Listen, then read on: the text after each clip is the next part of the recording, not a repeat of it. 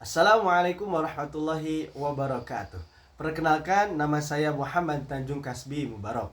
Saya adalah salah satu mahasiswa dari Institut Kiai Haji Ahmad Sanusi, Sukabumi.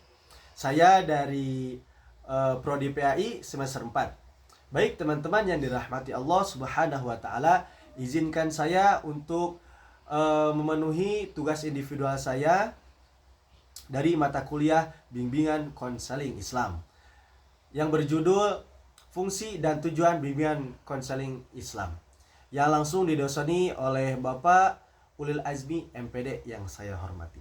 Baik, teman-teman, di sini pertama-tama kita harus mengetahui pengertian bimbingan konseling Islam tersebut. Nah, menurut Prayitno dan Erman, bimbingan adalah proses pemberian bantuan yang dilakukan oleh orang yang ahli kepada orang yang dibimbing agar memiliki kemampuan secara mandiri.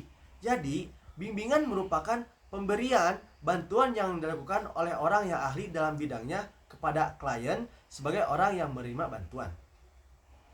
Nah, selanjutnya, landasan bimbingan dan konseling Islam. Dikarenakan ini judulnya adalah Islam, maka dari itu ada landasan dari ayat Al-Quran.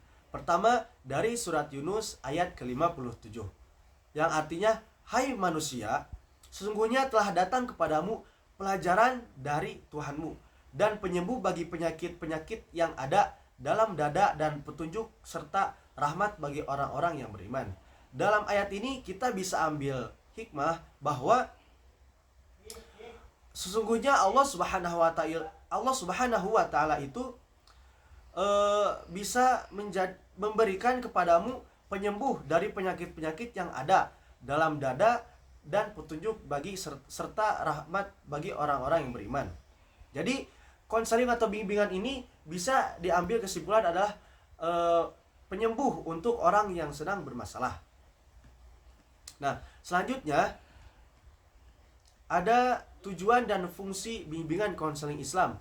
Islam tujuan bimbingan adalah untuk memperlancar dan mempermudah perkembangan dan pertumbuhan psikologis terhadap kematangan kliennya secara sosial. Untuk dapat memperlancar dan mempermudah perkembangan dan pertumbuhan psikologis klien harus memiliki kegairahan produktif dan ingin menghibur orang lainnya.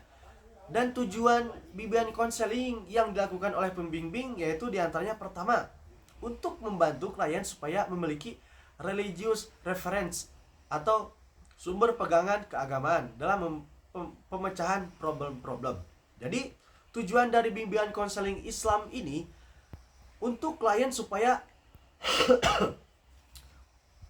untuk klien itu memiliki sumber pegangan dalam agamanya.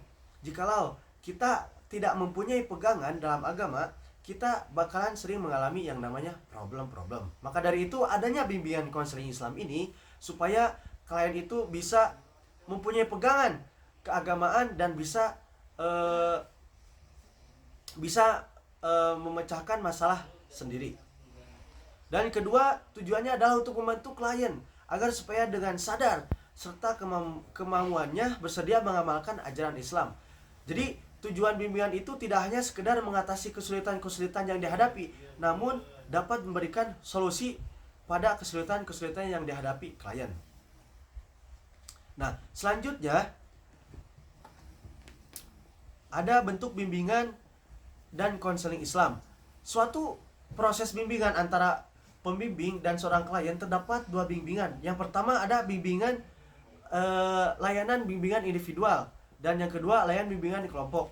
Nah, layanan bimbingan individual merupakan layanan bimbingan yang memungkinkan klien mendapatkan layanan langsung secara tatap muka perorangan dengan seorang pembimbing dalam rangka pembahasan dan pengentasan masalah pribadi yang diderita klien. Yang kedua, layanan bimbingan kelompok. Dalam hal ini, layanan bimbingan per kelompok bisa dengan contohnya bisa dengan dakwah atau dengan yang lainnya. Karena bimbingan ini tidak hanya merumus kepada persoalan-persoalan yang ada di dunia, bisa juga merumus kepada permasalahan yang di akhirat pula. Jadi bisa dengan perorangan ataupun dengan per kelompok. Begitu, teman-teman, itulah fungsi dan tujuan bimbingan konseling Islam. Mungkin cukup sekian dari saya, kurang lebihnya mohon dimaafkan.